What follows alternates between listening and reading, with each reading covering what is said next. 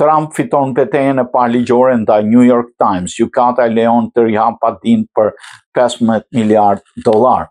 Në gjykatës federale në Florida ka lejuar presidentin amerikan Donald Trump të riformulojë dhe të rikthejë padinë për $15 miliardë kundër gazetës The New York Times, duke shtyrë vendimin për kërkesën e medias për rrëzimin e çështjes. Gjykatësi Stephen Meridej vendosi që ekipi ligjor i Trumpit të ketë kohë deri me 27 gusht për të paraqitur një version të ndryshuar të padisë ku duhet të sqarohen pretendimet ligjore. Pas kësaj, New York Times do të ketë mundësi të paraqesë kundërshtimet e saj.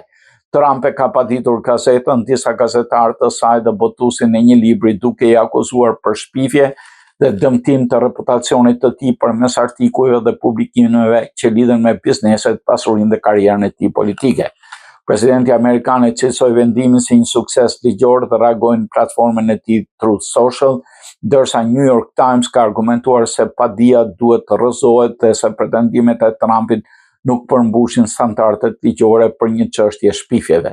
Padia prej $15 miliardë është pjesë e një seri përplasjesh ligjore mes Trumpit dhe mediave të mëdha amerikane, ku ish presidenti ka akuzuar disa organizata mediatike për raportimet njëanshme.